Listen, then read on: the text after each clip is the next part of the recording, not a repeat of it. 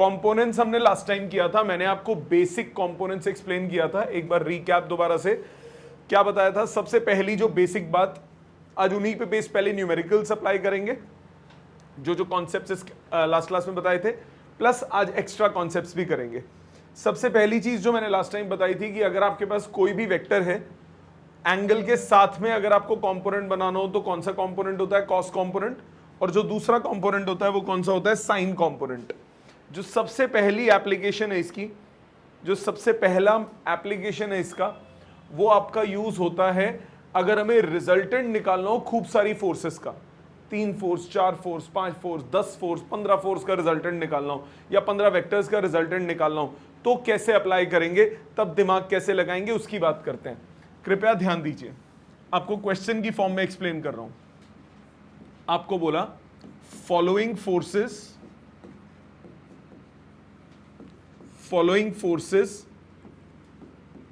act on a body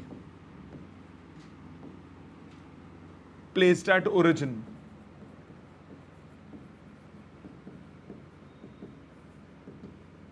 Find net force. ये question दिया है, प्लीज ध्यान दीजिएगा, अभी भी बहुत काम आएगा, आगे भी बहुत काम आएगा। ये एक्स और वाई एक्सिस है, ओरिजिन पे एक पॉइंट है, इस पे मल्टीपल फोर्सेस एक्ट कर रही हैं। एक फोर्स है ए 5 न्यूटन अलोंग एक्स एक्सिस, एक है 2√2 न्यूटन अलोंग 45 डिग्रीज, एक है 3 न्यूटन अलोंग वाई एक्सिस, एक है √3 newton 30 degree with the y axis, नीचे की तरफ है 1 न्यूटन। ये बहुत है, कितनी हो गई, 5 हो गई। ये 5 फोर्सेस एक्ट कर रही हैं इस बॉडी पे। आपको बोला रिजल्टेंट फोर्स निकाल दो, ये 5 फोर्सेस एक्ट कर रही हैं। आपको क्वेश्चन में बोला कि रिजल्टेंट फोर्स निकाल दो। रिजल्टेंट फोर्स का आप कहोगे सर फॉर्मूला होता है 2 का, √a² + b² + 2ab cos theta. इसको इस टाइप, अगर ये मल्टीपल है, अब क्या करोगे, 2 का रिजल्टेंट निकालोगे, जो आंसर आएगा उसका तीसरे के साथ निकालोगे, फिर जो आंसर आएगा उसका चौथे के साथ निकालोगे, फिर जो आंसर आएगा उसका 5वें के साथ निकालोगे। ये गधापन नहीं करना। अब आप क्या करोगे, सारी फोर्सेस को वेक्टर फॉर्म में लिखोगे। इसके 2 मेथड्स कर रहा हूं। पहला मेथड है सारी फोर्सेस को वेक्टर फॉर्म में लिख देने का, ये बेटर मेथड है जो मैं करने जा रहा हूं। सो फर्स्ट मेथड है मेथड 1। मैं टाइम दूंगा बेटा लिखने के लिए, पहले समझो चीजों को, बहुत जरूरी है समझना। मेथड 1, जितनी भी फोर्सेस हैं सबको वेक्टर फॉर्म में लिखो, सबको नाम दे दो। इसको नाम दे दिया ए, इसको नाम दे दिया बी, इसको नाम दे दिया सी, इसको नाम दे दिया डी, इस वेक्टर को नाम दे दिया ई। तो ये 5 वेक्टर मान लिए, A B C D E. सबको आईजेके में कन्वर्ट कर दो। लास्ट क्लास में मैंने आपको बताया था अगर कोई भी वेक्टर है उसको आईजेके में कैसे कन्वर्ट करने हैं। ये कुछ एग्जांपल्स आपको दिए थे पिछली क्लास में, ये रहे, याद है। अगर कोई वेक्टर एक्स एक्सिस के साथ थीटा एंगल पे है तो ए कॉस अलोंग आई कैप, ए साइन अलोंग जे कैप। अगर theta with the x axis है नेगेटिव के साथ तो सी कॉस अलोंग नेगेटिव एक्स, सी साइन अलोंग पॉजिटिव वाई। याद है ना बात ये। फर्स्ट क्वाड्रेंट में होता है तो दोनों पॉजिटिव, सेकंड में होता है तो x negative y positive, third में दोनों नेगेटिव, फोर्थ में एक्स पॉजिटिव वाई नेगेटिव। अब सबसे पहले सबका नाम दो। ए वेक्टर आप मुझे बताओ, इंडिविजुअली सोचो सिर्फ। ये 5 न्यूटन है अलोंग एक्स एक्सिस, तो इसको क्या लिखोगे, 5 आई कैप, खत्म। इसका कोई जे कंपोनेंट नहीं है। जो बी वेक्टर है इसको आप कैसे लिखोगे, बी वेक्टर लिखोगे 2√2 और इसका एक्स कंपोनेंट क्या होगा, cos component, 2√2 cos 45 i cap plus 2√2 sin 45 j cap. ये सुनो, मानते हो ये सारी बात। अब cos 45 1/√2, sin 45 1/√2 सॉल्व करो, कितना बचा, 2i + 2j। एनी प्रॉब्लम, सबको कोई दिक्कत नहीं। तीसरा सी वेक्टर सी पे आओ, ये ऊपर की तरफ क्या लिखेंगे 3j cap, 3 units along y axis, ये बन गया 3j कैप। जो d वेक्टर है इसका x कंपोनेंट क्या होगा नेगेटिव x के अलोंग, तो d वेक्टर का x कंपोनेंट क्या हो जाएगा, वो हो जाएगा साइन कंपोनेंट, क्योंकि एंगल किसके साथ है y एक्सिस के साथ। सो इसका आंसर क्या होगा √3 sin 30 i cap negative i cap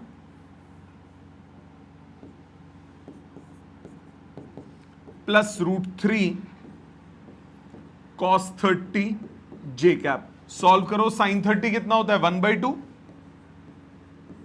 cos 30 कितना होता है √3/2, तो ये आ गया 3/2 j कैप।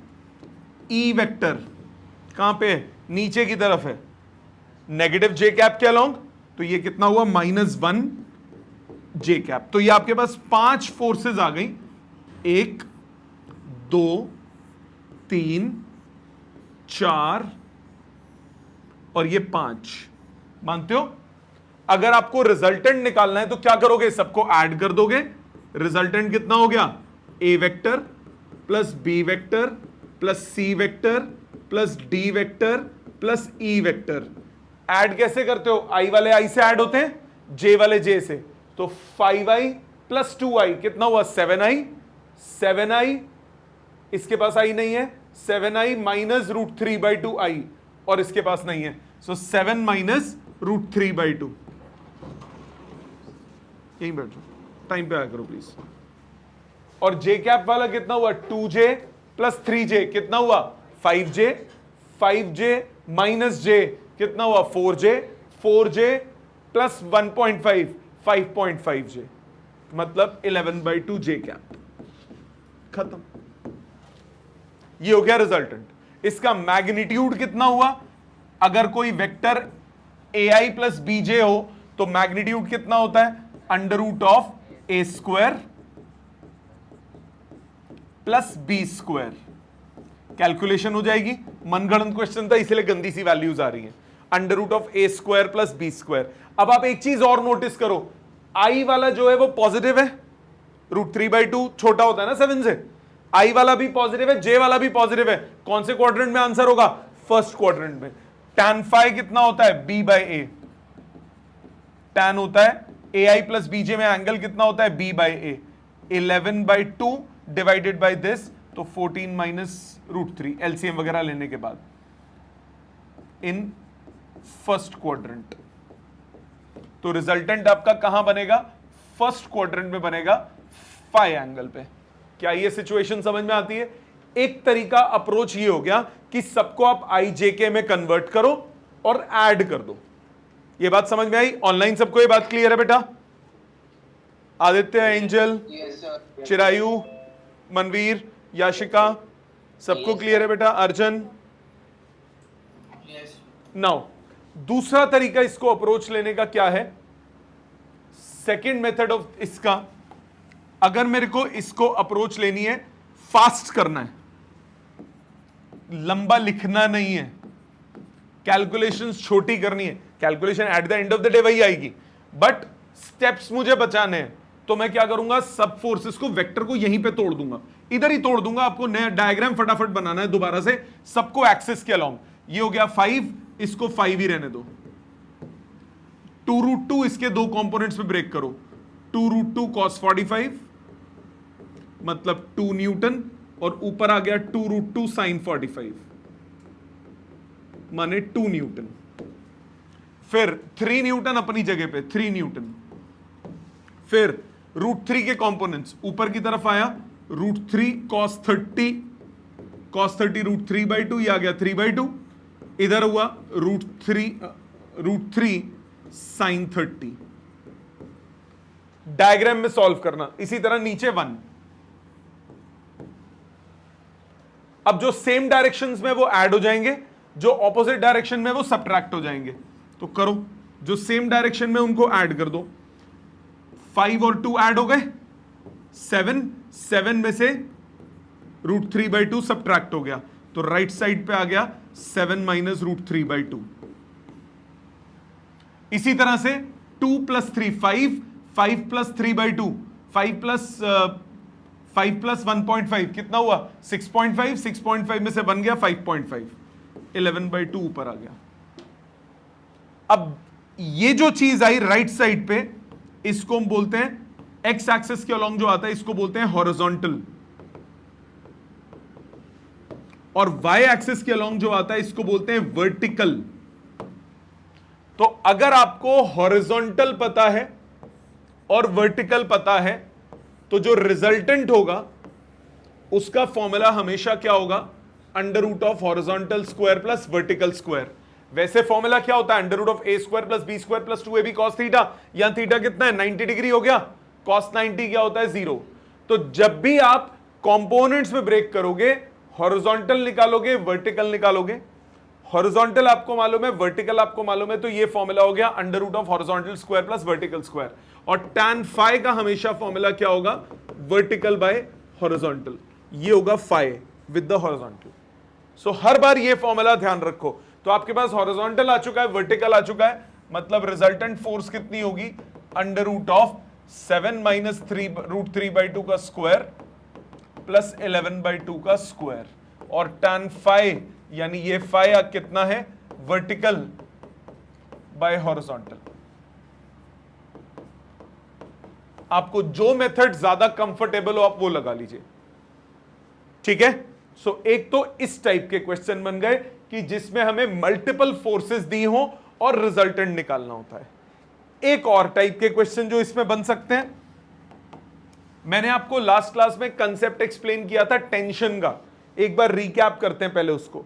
टेंशन में मैंने आपको बताया था हर स्ट्रिंग में लगता है, हर स्ट्रिंग में लगता है। स्ट्रिंग में लगने का मतलब कोई एक रस्सी है, उसको आप खींचोगे तो वो उस खिंचाव को सपोर्ट कर रही है। अगर आपने राइट साइड खींचा और वो नहीं खींच रही, इसका मतलब जितना आप राइट साइड पे फोर्स लगा रहे हो उतना वो लेफ्ट साइड पे अपने अंदर फोर्स लगा रही है।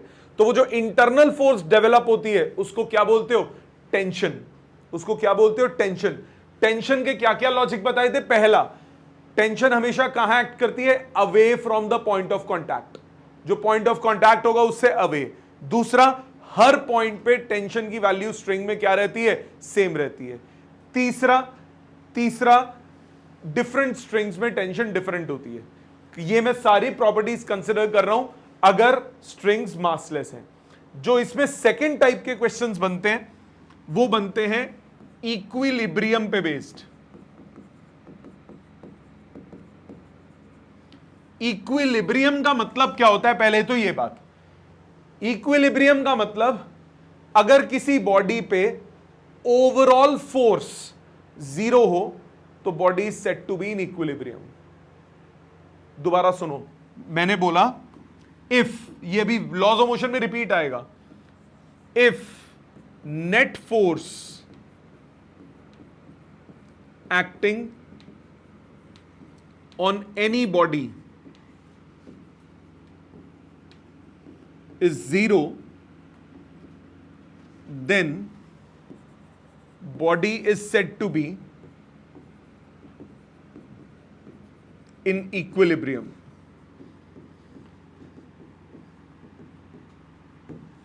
कोई भी बॉडी इक्विलिब्रियम में कब कहलाती है, जब उस बॉडी पे नेट फोर्स एक्टिंग क्या हो, 0। अब इस वक्त मैं इस रूम में खड़ा हूं, एक फ्लोर पे खड़ा हूं, अब ये फ्लोर पे खड़ा हूं, आई एम एट इक्विलिब्रियम, मेरा वेट नीचे लग रहा है, फ्लोर टूट तो नहीं रहा उस वेट से, मेरे वेट को सपोर्ट कर रहा है वो floor by providing what, normal reaction. मेरा वेट नीचे लग रहा है, फ्लोर मुझे सपोर्ट कर रहा है बाय प्रोवाइडिंग नॉर्मल रिएक्शन, तो आई एम एट इक्विलिब्रियम। अब मैं हवा में चल नहीं सकता, नीचे गिर जाऊंगा। क्यों? क्योंकि मेरा वेट नीचे लग रहा है, कोई ऊपर बैलेंस करने के लिए है ही नहीं। सारा खेल हर वक्त, कोई भी बॉडी रेस्ट पे है या मोशन में है, सारा खेल फोर्सेस का होता है। मैं अगर राइट साइड पे मूव करना स्टार्ट हो गया, इसका मतलब मेरे पे राइट साइड पे फोर्स एक्स्ट्रा लग रही है लेफ्ट के कंपैरिजन में, तभी मैं राइट में मूव कर रहा हूं। अगर मैं लेफ्ट में मूव करना शुरू हो गया, इसका मतलब मेरे पे फोर्स लेफ्ट पे ज्यादा है एज कंपेयर टू राइट, तभी मैं लेफ्ट डायरेक्शन में मूव कर रहा हूं। ठीक है, जैसे अगर मेरे को कोई दोनों तरफ से बांध दे, इधर भी फोर्स है, इधर भी फोर्स है, मैं इधर उधर जा नहीं सकता। इसका मतलब जितनी फोर्स इस तरफ है उतनी ही फोर्स इस तरफ है, तभी मैं एक जगह क्या रहूंगा, इक्विलिब्रियम पे।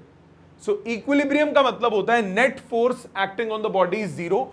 Net force acting on the body में जीरो में दो कंडीशंस होती हैं, एक left force is equal to right force, जितना लेफ्ट साइड पे फोर्स है उतना ही राइट साइड पे फोर्स है, और दूसरा upward force equal to downward force. जितना ऊपर की तरफ फोर्स है उतना ही नीचे की तरफ फोर्स है। मोशन होगा तो क्या होगा, डिफरेंसेस होंगे तो क्या होगा, ये सब आप पढ़ोगे लॉज ऑफ मोशन में। अभी हम सिर्फ इक्विलिब्रियम की बात कर रहे हैं। जैसे क्वेश्चंस की फॉर्मेट में समझो, इसमें कंपोनेंट्स भी यूज होगा, बिना कंपोनेंट के भी होंगे इसके क्वेश्चंस। कैसे, ध्यान दो। पहले एक इजी क्वेश्चन पे आते हैं, बिना कंपोनेंट वाला। मैंने बोला in the following situation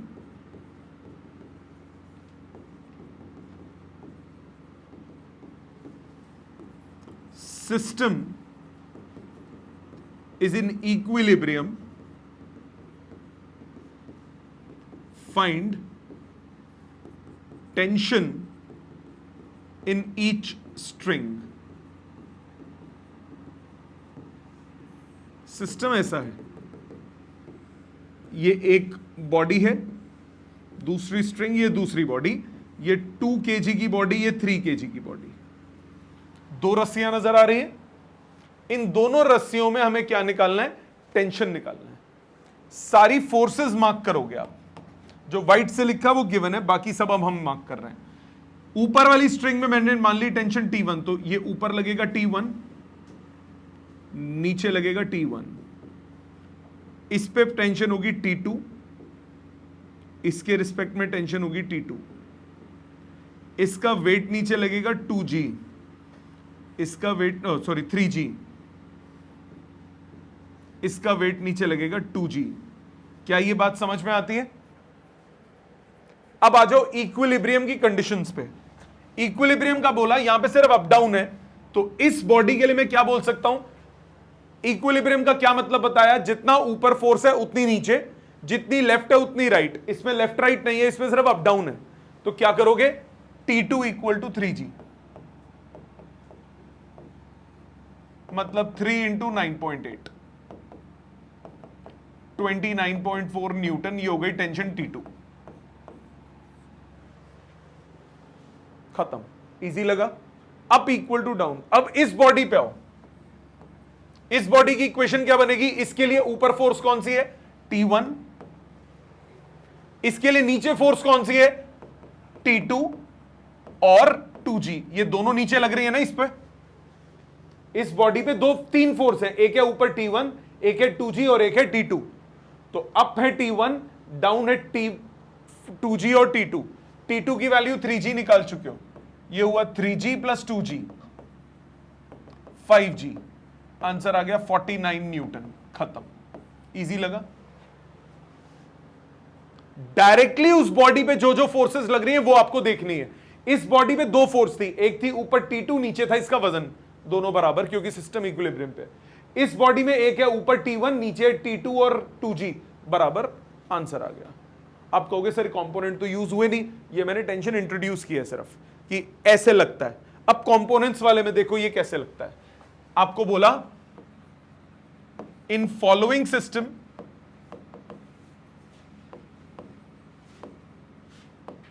find T1, T2 and T3 if system is in equilibrium। एक सिस्टम इक्विलिब्रियम में है, सिस्टम कुछ ऐसे दिया हुआ है,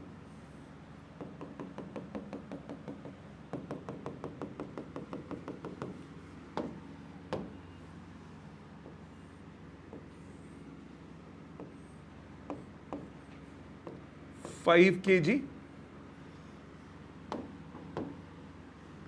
इस स्ट्रिंग में टेंशन है T1, तो इस पॉइंट के रिस्पेक्ट में नीचे हुई T1, इधर है T2, इधर है T3 और ये एंगल दिया हुआ है लेट्स से 60 डिग्री। मुझे बोल रहे T1 T2 T3 तीन निकालने, ये क्वेश्चन गिवन है। ठीक, इक्विलिब्रियम की बात करते हैं। पहले इसको मैं दोबारा से अलग से डायग्राम बनाता हूं, क्वेश्चन के डायग्राम को गंदा नहीं करते। बहुत आसान है, मुश्किल नहीं होता, बहुत इजी है। देखने में डरावने लगते हैं पर ये पहला है, आगे जाके बहुत इजी लगेंगे ये। ऐसा ही सिचुएशन दिया, फोर्सेस मार्क करना शुरू करो। 5 kg का वजन नीचे लगेगा, 5 kg का वेट नीचे लगेगा, नीचे फोर्स होगी 5G, इधर टेंशन है T1। अब पहली बात, आगे सब बात की बात है, पहले इसमें मेरे को बताओ ये इसकी इक्वेशन क्या बनेगी? T1 equal to 5G, yes और no? Up equal to down, इसमें लेफ्ट राइट नहीं है। आ जाओ इधर, यहां पे लग रही है T1। अब आते हैं दूसरी स्ट्रिंग पे, हर स्ट्रिंग पे कलर अलग कर देता हूं। ये है T2, T3 जो क्वेश्चन में दिया है वो चेंज नहीं करना, 60 डिग्री, और लेफ्ट साइड पे है T2। अब आप क्या करो, कंपोनेंट्स बना दो, क्योंकि अब एंगल्स पे है ना सब चीजें। अब आप एक्स एक्सिस वाई एक्सिस नहीं कंसिडर कर सकते, तो अब आप यहां वर्टिकल बनाओ और यहां हॉरिजॉन्टल बनाओ। इसको O पॉइंट ले लो। T3 ये एंगल है 60 डिग्री, ये एंगल है 60 डिग्री, ऑल्टरनेट एंगल्स। T3 के दो कंपोनेंट्स, T3 को आप दो कंपोनेंट्स में ब्रेक कर सकते हो। मैं दोबारा से इस O पॉइंट को यहां बना देता हूं ताकि आपको सोचने में दिक्कत ना हो, उस डायग्राम में गंदगी ना मचे। इस T3 को, इसमें फोर्सेस कौन कौन सी है? एक है नीचे, नीचे कौन सी? T1। एक है लेफ्ट, लेफ्ट कौन सी? T2। T3 के दो कंपोनेंट्स, एक हो गया कॉस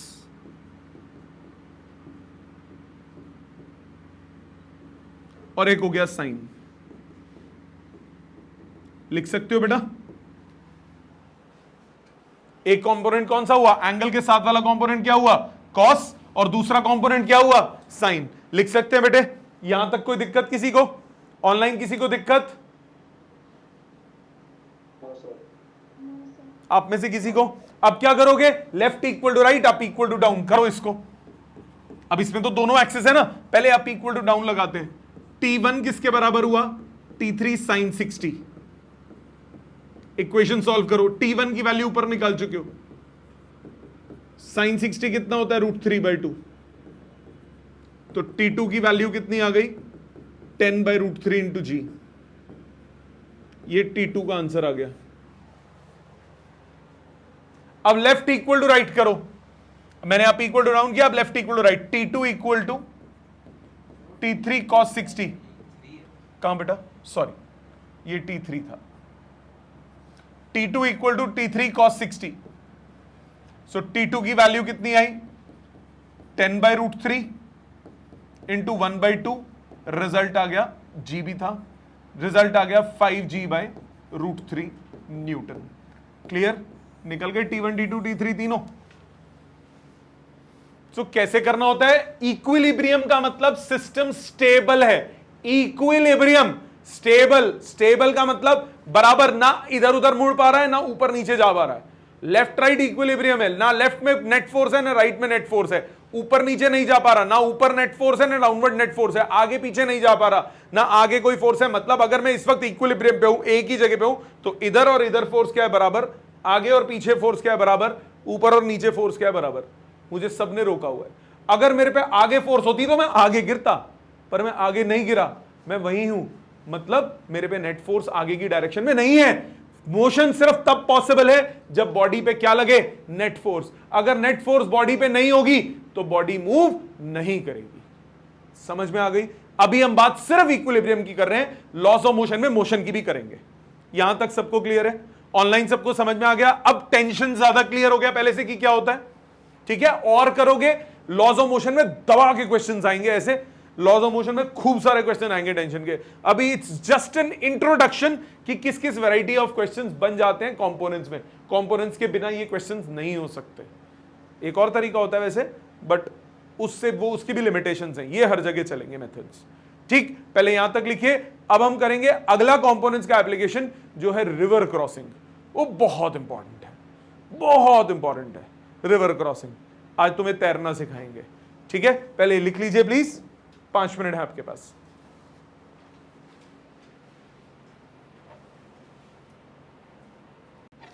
आगे ध्यान दीजिए। नेक्स्ट जो कॉन्सेप्ट है वो है रिवर क्रॉसिंग। रिवर क्रॉसिंग के 3 केसेस बता रहा हूं। सबसे पहले 2 स्पेशल केस, फिर एक जनरलाइज्ड केस। सामने देखिएगा, लिखना नहीं क्योंकि बीच बीच में मैं कुछ चेंजेस भी करूंगा। Please everyone pay attention and listen and understand very carefully. ये आपके पास रिवर है, रिवर की विड्थ है d। जो फॉर्मूलाज बता रहा हूं वो रट्टे नहीं मारने, समझोगे कैसे बना, अप्लाई करोगे। रिवर की विड्थ है d, रिवर फ्लो कर रही है इस डायरेक्शन में,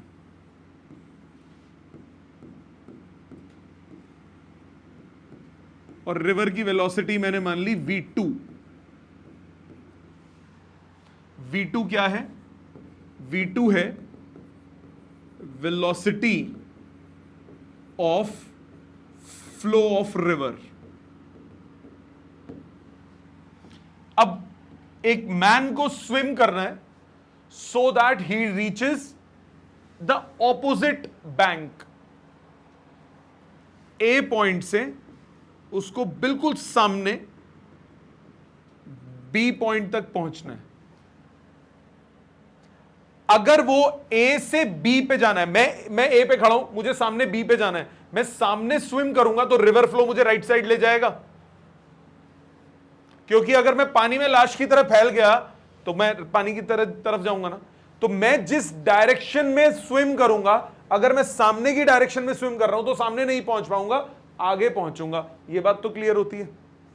तो if I wish to reach point B, I have to swim in this direction so that with the river flow my overall velocity is in this direction.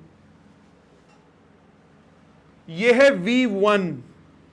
V1 मैंने मान लिया velocity of swimmer in still water। मतलब ये है velocity of swimmer with respect to river.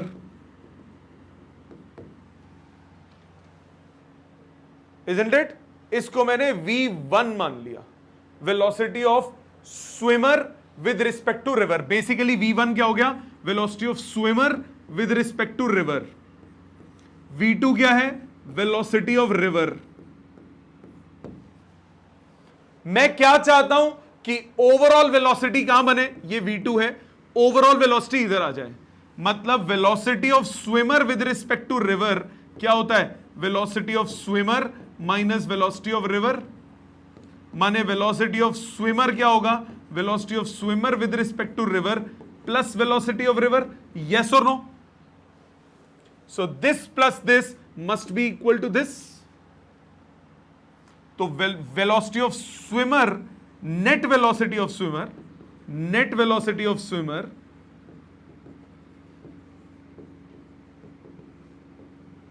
वो मैंने मान लिया v।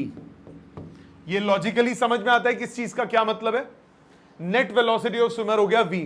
अब आप मुझे छोटी सी बात बताओ, प्यारी सी बात बताओ, इस ट्राइंगल को देखते हुए v का वैल्यू क्या होगा? Under root of v1 square minus v2 square होगा कि नहीं?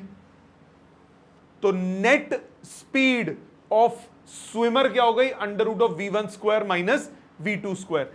कितने एंगल पे उसे स्विम करना पड़ेगा? ये थीटा बोल दिया अगर, तो ये भी थीटा हो गया। तो मैं बोल सकता हूं कॉस थीटा या साइन थीटा या टैन थीटा, जो मर्जी निकाल लो। ये बेस है थीटा के लिए, ये हाइपोटेन्यूज है, तो कॉस थीटा मैं निकाल सकता हूं v2/v1। ठीक है, तो इतने एंगल पे, थीटा एंगल पे मुझे स्विम करना पड़ेगा। Time taken to cross the river, river crossing में कितना टाइम लगेगा? टाइम होगा distance upon speed. Distance is d, speed is √v1² minus v2²। समझ में आता है? जिस डायरेक्शन का डिस्टेंस होगा उसी डायरेक्शन की वेलोसिटी लेनी होगी। डिस्टेंस d है, वेलोसिटी v है, दोनों सेम डायरेक्शन के, सीधा डिवाइड कर दो, टाइम आ जाएगा। यह होता है रिवर क्रॉसिंग इन शॉर्टेस्ट डिस्टेंस। शॉर्टेस्ट डिस्टेंस में रिवर को क्रॉस करना, यह केस 1 है। सबसे छोटे डिस्टेंस में रिवर को क्रॉस करने के लिए आपको एंगल पे स्विम करना पड़ेगा। रिवर फ्लो आपको इस तरफ करेगा तो ओवरऑल वेलोसिटी आपकी सामने आ जाएगी। कितना टाइम लगेगा वो होगा d अपॉन नेट वेलोसिटी। कितने एंगल पे स्विम करना पड़ेगा? इतने एंगल पे। जैसे एग्जाम्पल समझो, आपको बोला अ swimmer who can swim in still water at the rate 10 meters per second wishes to cross a river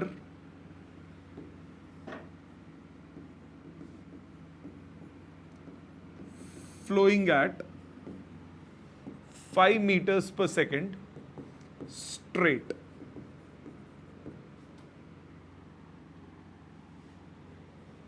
ठीक है,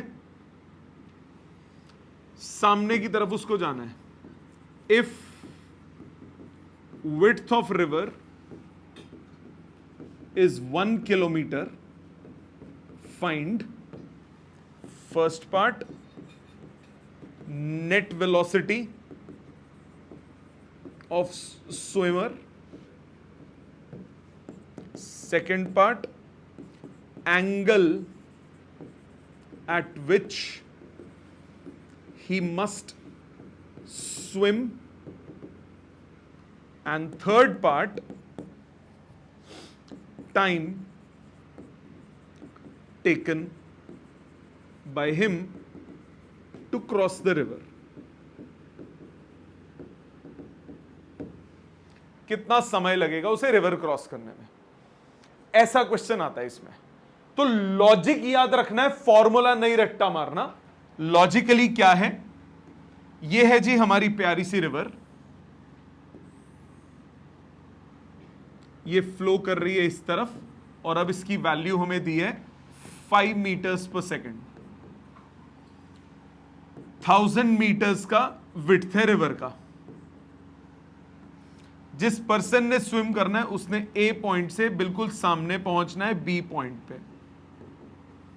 वो इस एंगल पे जाएगा v1 वेलोसिटी से, रिवर फ्लो v2 वेलोसिटी, और नेट वेलोसिटी हो जाएगी इस तरफ। यही सिचुएशन समझाई मैंने अभी आपको।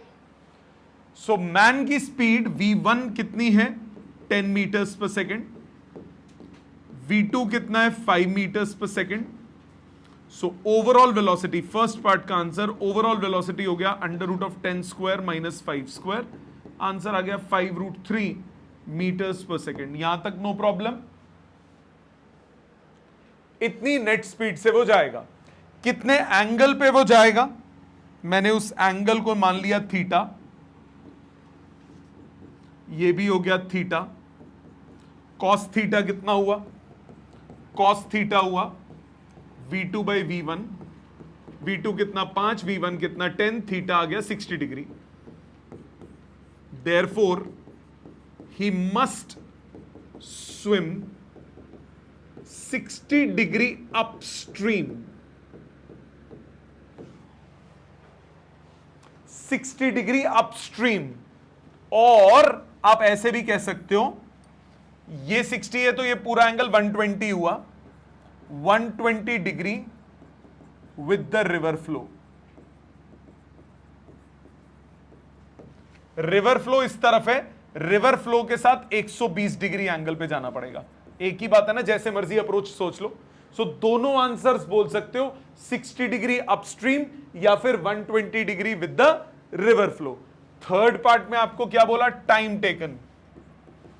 टाइम टेकन निकालना है। टाइम कितना हुआ, डिस्टेंस अपॉन स्पीड। जिस डायरेक्शन का डिस्टेंस उसी डायरेक्शन की स्पीड। इस डायरेक्शन का डिस्टेंस है 1000 मीटर्स और उसी डायरेक्शन की स्पीड है नेट स्पीड। नेट स्पीड कितनी है, 5√3। सो 200 बाय √3 सेकेंड्स, इतना टाइम लगेगा उसे रिवर क्रॉस करने में। समझ में आ गया ये कॉन्सेप्ट? ऑनलाइन सबको क्लियर है कैसे अप्रोच लिया बेटा? सर ये 120 कैसे आया? 120 बेटा टोटल 60, थीटा 60 समझ में आ गया? बेटा ये एंगल 60 है, ये 120 होगा कि नहीं होगा? टोटल 180 होता है ना बेटा, ठीक है? ठीक है। सो अपस्ट्रीम 60 बोलो या रिवर फ्लो के साथ 120 बोलो, कोई फर्क नहीं पड़ता, दोनों आंसर ठीक है। ये हो गया पहला केस। सेकंड केस इसका है crossing river in shortest time. सबसे कम टाइम में रिवर क्रॉस करनी है। ये रिवर है जी, अगेन वही नोटेशन सेम ले रहा हूं। V2 velocity of river, velocity of river. V1 मैंने लिया वेलोसिटी ऑफ मैन या swimmer in still water. Velocity of swimmer in still water. So इस पॉइंट से अब वो स्विम करना चाहता है, सामने जाना चाहता है, अब सामने नहीं पहुंचेगा। अगर वो इधर स्विम करेगा V1 वेलोसिटी से, तो रिवर फ्लो उसको इधर लेके जाएगी, तो उसका ओवरऑल मोशन इस तरफ होगा, ये होगी उसकी नेट वेलोसिटी। ये क्रॉसिंग होती है शॉर्टेस्ट टाइम में, कि सामने जाना है, मैं सामने की तरफ स्विम करना चाह रहा हूं, पर मैं सामने पहुंचूंगा नहीं, एंगल पे पहुंचूंगा, क्योंकि रिवर मुझे आगे लेके जाएगी कि नहीं जाएगी। अब नेट वेलोसिटी का क्या फॉर्मूला बनेगा, आप मेरे को बताओ, पाइथागोरस लगा सकते हो। नेट वेलोसिटी का क्या फॉर्मूला बनेगा दिव्यज्योत, कितना फॉर्मूला बनेगा नेट वेलोसिटी का? ये v है, ये v1 है, ये v2 है। नेट वेलोसिटी का क्या फॉर्मूला बनेगा? Under root of v minus, बेटा पाइथागोरस में हाइपोटेन्यूज क्या होता है? अंडर रूट ऑफ बेस का स्क्वायर प्लस परपेंडिकुलर का square, under root of v1 square plus v2 square. Pythagoras से लगानी है बेटा, और कुछ नहीं करना। सो ये नेट वेलोसिटी हो गया, ये नेट वेलोसिटी हो गया। अब उसको कितना टाइम लगेगा to cross the river? Time taken to cross the river, time कितना हुआ? Distance upon speed. जिस डायरेक्शन का डिस्टेंस उसी डायरेक्शन की स्पीड। तो यहां पे टाइम टेकन d/v नहीं होगा, टाइम टेकन होगा d/v1। जिस डायरेक्शन का डिस्टेंस उसी डायरेक्शन की वेलोसिटी। ठीक। तीसरी चीज इसमें हम निकालते हैं कि वो अपनी ओरिजिनल पोजीशन को कितना ओवरशूट कर गया, x डिस्टेंस आगे चला गया। सो ओवरशूट डिस्टेंस,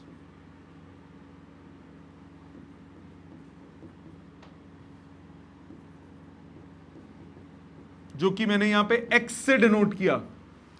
अब इस डायरेक्शन का डिस्टेंस निकालना है, डायरेक्शन का डिस्टेंस, इस डायरेक्शन का डिस्टेंस, इस डायरेक्शन का डिस्टेंस। डिस्टेंस क्या होता है? Speed into time. जिस डायरेक्शन का डिस्टेंस उसी डायरेक्शन की स्पीड, उसी डायरेक्शन की स्पीड क्या हो गई? v2 into time. तो ये हुआ v2 इंटू d/v1, ये हो गया x।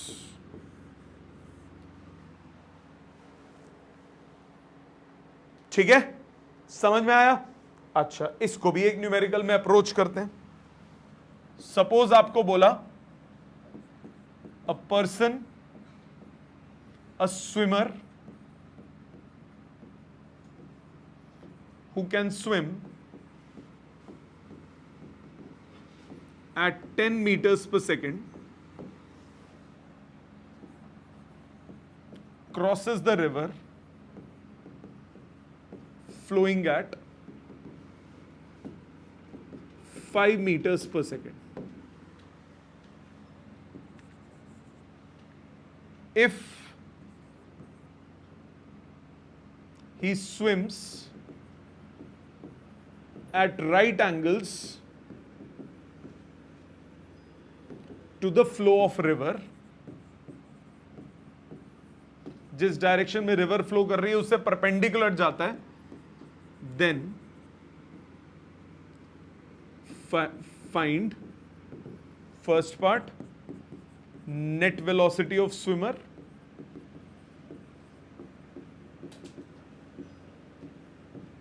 second part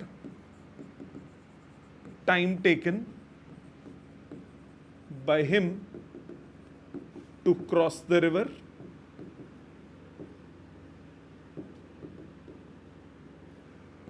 given width of river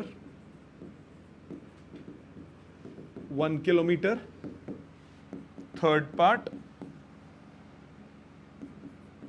how much distance he will cover along the river. Along the river वो कितना आगे चला जाएगा, ये 3 चीजें आपको निकालनी है. अब आप कैसे अप्रोच करोगे ध्यान देना. सेम कॉन्सेप्ट है.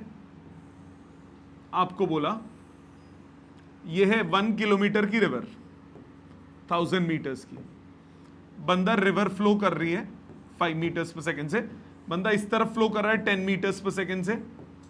रिवर फ्लो है 5, वो पहुंचा इस तरफ. नेट वेलोसिटी उसकी कितनी हुई, under root of 10 square plus 5 square. Answer आया 5√5 metres per second. No problem इस पॉइंट तक. ये आया 5√5 मीटर्स पर सेकेंड. अब उसे टाइम कितना लगेगा, टाइम होगा डिस्टेंस अपॉन स्पीड. कौन सी स्पीड, v1. डिस्टेंस वर्टिकल है, स्पीड भी वर्टिकल. डिस्टेंस कितना 1000 और टाइम स्पीड कितना 10. ये आंसर आया 100 सेकेंड्स. 100 सेकेंड्स लगेंगे उसको क्रॉस करने में. कितना हॉरिजॉन्टली वो आगे चला जाएगा, वो हो गया हॉरिजॉन्टल डिस्टेंस है तो horizontal speed into time 5 × 100. Answer आ गया 500 मीटर. आधा किलोमीटर आगे चला जाएगा. समझ में आ गया. सो 2 डायमेंशनल मोशन में क्या ध्यान रखनी है, एक बात, जिस डायरेक्शन का डिस्टेंस होता है उसी डायरेक्शन की स्पीड लेनी है. उल्टा पुल्टा नहीं कर सकते. मैंने बोला मैं डिस्टेंस वर्टिकल का ले लेता हूं और स्पीड हॉरिजॉन्टल की ले सकता हूं. ऊना चौलबे, जिस डायरेक्शन का डिस्टेंस होगा उसी डायरेक्शन की स्पीड होगी. अगर नहीं हुआ तो कंपोनेंट यूज करना पड़ेगा. जैसे आ जाते हैं असली केस पे, जनरल केस. इसमें सब कुछ सम्माहित होगा. जनरल केस, सपोज करो ये है जी river, flowing river, flowing like a hell, बहुत तेज, स्लो, तेज, जैसे मर्जी मान लो. रिवर राफ्टिंग कर रहे हो. v2 है वही रिवर की वेलोसिटी, वही सेम नोटेशंस वही सेम ले रहा हूं. v2 है velocity of river, v1 velocity of swimmer. Please ध्यान देना, यह केस सबसे इंटरेस्टिंग है. मुश्किल नहीं है, मुश्किल नहीं है. मुश्किल कुछ नहीं होता फिजिक्स में, बस सोचना होता है. ये कोई केमिस्ट्री जैसा झापड़ू सब्जेक्ट नहीं है कि रटे जाओ और काम करे जाओ. अब ध्यान दो इधर. अब यहां पे हो, आपने इस तरफ स्विम कर रहे हो v1 वेलोसिटी से. रिवर फ्लो आपको राइट साइड पे वेलोसिटी दे रही है. अब कई केसेस हो सकते हैं. अगर रिवर फ्लो तेज हुई तो ये ज्यादा हो जाएगा, आप इधर पहुंच जाओगे. हो सकता है ना. अगर रिवर फ्लो स्लो हुई, रिवर स्लोली फ्लो कर रही हो तो आप इधर जाओगे, नेट आप इधर पहुंचोगे. अगर एक डेलिकेट बैलेंस हुआ तो हो सकता है ये इधर हो और आप इधर पहुंच जाओ. कोई भी केस हो सकता है ना. मैंने अभी जनरल केस कौन से लिए थे, 2 केस कौन से लिए थे, कि अगर रिवर फ्लो कर रही है इन सच अ मैनर कि मैं सामने पहुंच जाऊं और दूसरा इन सच अ मैनर मैं सामने जाऊं तो मैं आगे पहुंच जाऊं। ये दो स्पेशल केसेस लिए थे। अब मैं v1 वेलोसिटी से स्विम कर रहा हूं, मुझे एक वेलोसिटी मिल गई राइट साइड पे v2। जरा ध्यान दीजिएगा, मेरी जो v1 वेलोसिटी है, अगर मैं थीटा एंगल पे स्विम कर रहा हूं तो इस वेलोसिटी के दो कंपोनेंट्स होंगे, एक होगा v1 sin थीटा, एक होगा v1 cos थीटा। मानते हो कि नहीं? मेरे पास एक ये v1 वेलोसिटी है, एक मेरे पास v2 वेलोसिटी है, मतलब वेलोसिटी ऑफ स्विमर, प्लीज ध्यान दीजिएगा, velocity of swimmer in horizontal, in vertical direction.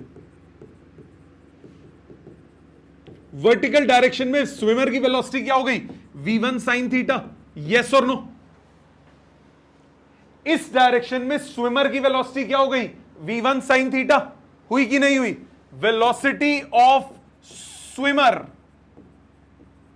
In horizontal direction क्या होगी? आप बताओ मेरे को। v1 cos लेफ्ट साइड पे और v2 राइट साइड पे, तो होगा v2 minus v1 sin, v1 cos। ये मैं कंसिडर कर रहा हूं v2 बड़ा है राइट साइड पे।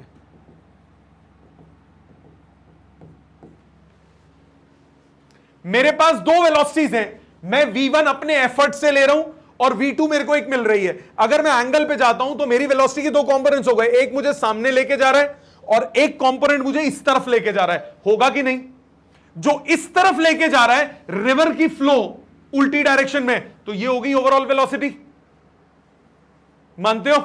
अब मेरी बात ध्यान से सुनना, अगर v2 बड़ा है v1 cos थीटा से, अगर v2 बड़ा है v1 cos थीटा से, तो बंदे की वेलोसिटी कैसे होगी? ध्यान देना, इधर गया, v2 बड़ा था तो वो पहुंचेगा इस तरफ। अगर v2 छोटा है v1 cos थीटा से, तो ध्यान दीजिएगा क्या बनेगा? ये इधर v2 छोटा है तो इधर पहुंचूंगा, पीछे रह जाऊंगा। और अगर v2 और v1 cos थीटा बराबर है, अगर v2 और v1 cos थीटा बराबर है, तो मैं कहां पहुंचूंगा? ये और ये बराबर हो गए, नेट का हो गया ऊपर की तरफ, हॉरिजॉन्टल जीरो हो गया ना। आप देखो ये वाला केस, ये वाला केस, ये वाला केस, v2 और v1 cos थीटा बराबर थे, कैंसिल आउट होके मैं कहां पहुंचा? सामने पहुंचा। तो ये एक स्पेशल केस है, ये वाला एक स्पेशल केस है, ये जनरलाइज्ड केस है। अब अगर इस केस में मुझे टाइम निकालना है, कितना टाइम लगेगा रिवर क्रॉस करने के लिए, वो टाइम क्या हो जाएगा? Vertical distance divided by vertical velocity. Vertical velocity क्या है? v1 sin theta. ये यूज करूंगा, ये हो जाएगा टाइम के लिए इस्तेमाल। आई बात समझ? ऐसा भी हो सकता है कि ये रिवर है जी, ये रिवर है, रिवर फ्लो इस तरफ कर रही है और मैं भी इधर ही फ्लो कर रहा हूं। हो, ये क्या हुआ? थोड़ा सा कम एंगल बना देता हूं ताकि दिखे। मैं भी इधर फ्लो कर रहा हूं, रिवर भी इधर फ्लो कर रही है, तो ये मेरी नेट वेलोसिटी होगी कि नहीं होगी? होगी कि नहीं? अब इसको इंटरप्रेट कैसे करोगे? इसको इंटरप्रेट करने के लिए आप ऐसे दिमाग लगाओगे कि मेरे पास एक वेलोसिटी है जी v2, इसके दो कंपोनेंट्स हुए, एक राइट साइड एक ऊपर, एक हुआ v2 cos थीटा, एक हुआ v1, नोटेशंस वही, v1 cos थीटा, एक हुआ v1 sin थीटा, और एक रिवर का फ्लो v2। मतलब वेलोसिटी इन वर्टिकल डायरेक्शन कितनी हुई? वर्टिकल डायरेक्शन में वेलोसिटी कितनी हुई? v1 sin theta. Velocity in horizontal direction her case में कितनी हुई? v2 v1 cos और v2 सेम डायरेक्शन में, दोनों ऐड हो जाएंगे कि नहीं हो जाएंगे? सेम डायरेक्शन में आप क्या कर देते हो? ऐड कर देते हो। पिछले वाले केस में जो v1 cos था वो इधर था, जो V2 था वो राइट साइड था। अब एक लेफ्ट है एक राइट है, एक वेलोसिटी का इफेक्ट लेफ्ट साइड पे, एक वेलोसिटी का इफेक्ट राइट साइड पे। तो अगर राइट साइड वाला बड़ा हुआ तो रिजल्टेंट का होगा राइट की तरफ, अगर लेफ्ट साइड वाला बड़ा हुआ तो रिजल्टेंट का होगा लेफ्ट की तरफ, और अगर दोनों बैलेंस्ड हुए तो रिजल्टेंट का होगा ऊपर की तरफ। लॉजिकली समझ में आया? क्लियर? देखो अब जैसे इसी केस में लेता हूं, इसमें दोनों कंपोनेंट्स हॉरिजॉन्टल के राइट साइड पे, तो उसको पक्का पक्का आगे खींच के लेके जाएगा कि नहीं जाएगा? अब अगर आपको इस केस में टाइम निकालना है, कितना टाइम लगेगा उसको क्रॉस करने के लिए, अगर d विड्थ ऑफ रिवर है, vertical distance d divided by vertical velocity v1 sin theta, ये टाइम आ जाएगा। तो आप फॉर्मूलाज मत रट्टा मारिए, कॉन्सेप्ट समझिए।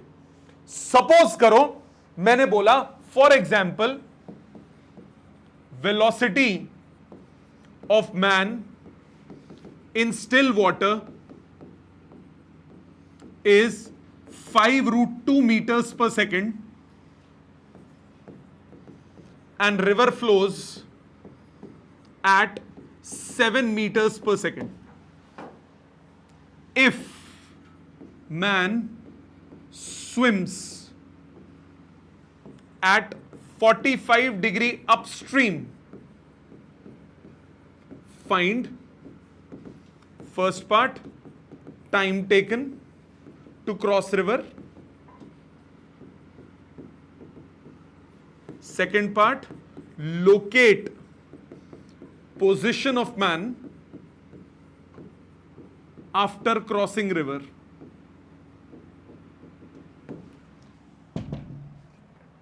Locate position of man after crossing river. सामने देखना, width of river is 1 kilometre. जो पहले अभी पढ़ रहे थे विड्थ ऑफ रिवर सेम है, वो चेंज नहीं है, हम विड्थ ऑफ रिवर नहीं बदल रहे, विड्थ उतनी ही है। अब जरा ध्यान दीजिए, ये है जी रिवर, डी है width of river, river flow कर रही है इस तरफ, कितने एंगल पे? ये है कितनी स्पीड से? 7 मीटर्स पर सेकंड से। एक बंदा जाता है जी 5√2 से, इधर से शुरू हुआ 5√2 से 45 डिग्री के एंगल पे, 5√2 मीटर्स पर सेकंड, 45 डिग्री का एंगल है। इसकी वेलोसिटी के कितने कंपोनेंट्स हुए? 2। कौन कौन से? 5√2 cos 45, cos 45 आजकल कितना होता है? 1/√2, कितना हुआ? 5 मीटर्स पर सेकंड। और एक ऊपर की तरफ 5√2 sin 45, कितना हुआ ये?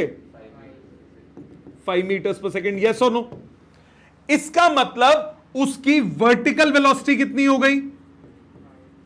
5 मीटर्स पर सेकंड। इसकी हॉरिजॉन्टल वेलोसिटी कितनी हो गई?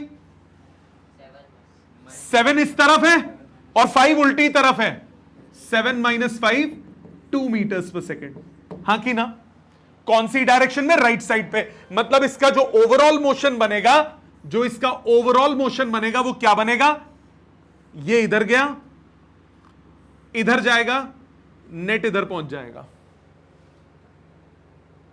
समझ में आई बात? अच्छा, टाइम कितना लगेगा इसको क्रॉस करने में?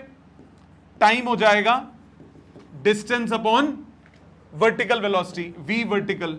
डिस्टेंस कितना है? 1000 मीटर्स, वर्टिकल वेलोसिटी 5, टाइम आ गया 200 seconds.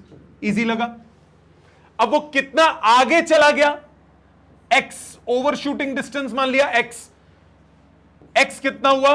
Horizontal speed into time. Horizontal direction में स्पीड कितनी है? 2। और कितना टाइम लगा? 200, 400 मीटर आंसर। सो अपनी ओरिजिनल पोजीशन से वो कितना ओवरशूट करेगा? अपनी ओरिजिनल पोजीशन से वो कितना ओवरशूट करेगा? 400 मीटर। लॉजिकली समझ में आ गया कैसे करना है? ठीक। तो अब जैसा मर्जी सिचुएशन आए, जैसा मर्जी न्यूमेरिकल आए, आप अटेम्प्ट कर सकते हो, चाहे वो जेई मेंस का हो, चाहे जेई एडवांस्ड का हो। ये जो पहले 2 केस किए वो सीबीएसई में थे, जो अगले 2 केस किए वो सीबीएसई में नहीं आते, वो आपके एंट्रेंसेस में आते हैं, पर फुद्दू हैं। कंसेप्ट क्लियर, सेम है।